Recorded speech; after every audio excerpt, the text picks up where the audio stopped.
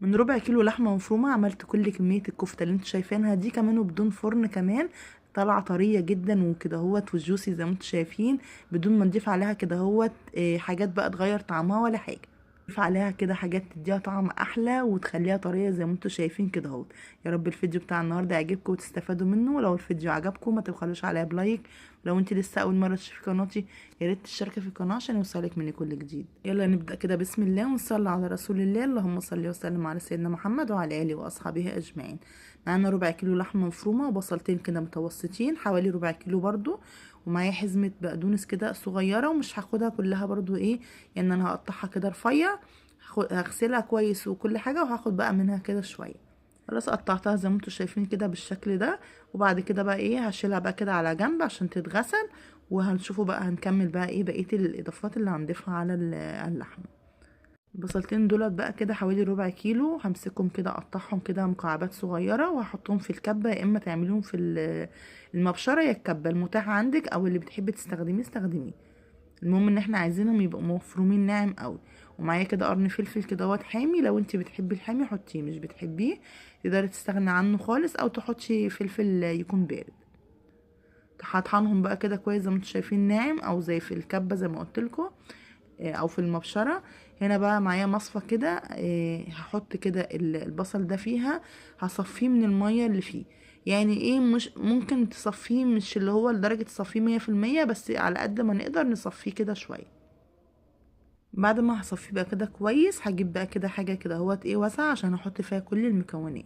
انزل بقى بالبصل اللي احنا مصفينه ده كده كويس، وعليه كده شويه كده من البقدونس، مش هحط كله يعني. ولو انت مش بتحبي البقدونس تقدري تستغنى عنه. فلفل اسمر وملح، ومعايا بهارات كفته بتتجاب من عند العطار. ومعايا ربع لحمه مفرومه. وهنا بقى حطيت لها كده حته دهنه كده، مسكتها ضربتها في الكبه نعمتها. الدهنه دي بتخلي الكفته معانا بعد كده تبقى طريه كده وجوسي. وحطيت معلقه واحده من النشا ومعلقه من الدقيق. وهحط كده نص معلقه كده صغيره من البيكنج باودر عشان ما تكشش معانا، وتفضل كده محتفظه كده بالقوام بتاعها. هبدا بقى اخد ده كله كده في بعضه. وطبعا ما تنسيش الملح، ظبطي بقى الملح بتاعك. وده كله كده لازم يتعجن كده كويس مع بعض.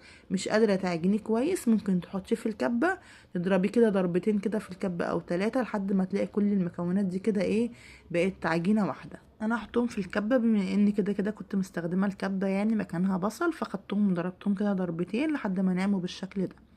خلاص بقى كده ممكن تحطيها في التلاجة شوية وممكن تشتغلي على طول. مية اللي هي بتاعت البصل دي حطيت عليها شوية ملح وشوية فلفل اسمر ونقطة خل. وهبدأ كده انا بقى حابة كده اعملها كور كده صغيرة، حابة تعمليها صوابع براحتك، بس انا حبيت اعملها كور بالشكل ده. هعملها بقى كلها كده بالشكل وبقى كده بقى هنروح نعملها على البوتاجاز. حابة تحطيها في الفرن براحتك برضو هتبقى حلوة. حابة تعمليها على البوتاجاز زي ما انا هعملها، هنعملها مع بعض على البوتاجاز كده بطريقه سهله وهتشوفوها بجد معايا عامله ازاي. ده كده عملت الكميه كلها. ده كده الربع كيلو ما شاء الله كميته حلوه، وكمان مش هيكش معانا في التسويه. هنروح بقى على البوتاجاز بقى كده معانا طاسه كده النار بتاعتها تكون يعني على النار عاليه كده او متوسطه. حطيت معلقه زيت كده وممكن تقللي عن كده كمان في الزيت. زي ما انت شايفه كده هبدا انزل بالكفته كده واحده ورا واحده كده لحد ما انزل الكميه كلها. بصوا بقى كده من غير كمان ما احط معلقه ولا حاجه، بهز كده الطاسه بتلاقيها تتحرك كده على طول. بعد كده عادي بقى بعد ما تشمع كده معاكي تقدري عادي تقلبيها بالمعلقه عادي.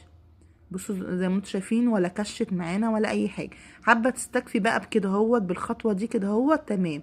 حابه تضيفي عليها بقى الاضافات اللي انا هضيفها لها كده بتديها طعم حلو جدا. لو عملتيها بقى في سندوتشات ولا حاجه بتبقى جميله. انا عملتها مره من غير تصوير من غير ما احط لها البصل والحاجات دي كانت جميله. والنهارده بقى حبيت كده ادلعها كده شويه، بجد كان طعمها حلو قوي. حطيت لها كده بقى قرن فلفل متخرط وبصلايه كده جوليان، وطماطميه برضو كده واحده قطعتها كده طرنشات. ابدا كده بقى اقلبهم كده كويس. ممكن ازود شويه بقى ملح فلفل اسمر كده عشان الخضار اللي احنا حطيناه مش قادره اقول لكم والله طعمها وريحتها كانت عامله ازاي. طبعا الكميه مش قادره اقول لكم والله العظيم جميله جدا وما بتاخدش وقت يعني. بصي مش هتكملي كده 5 دقايق هتكوني مخلصاه.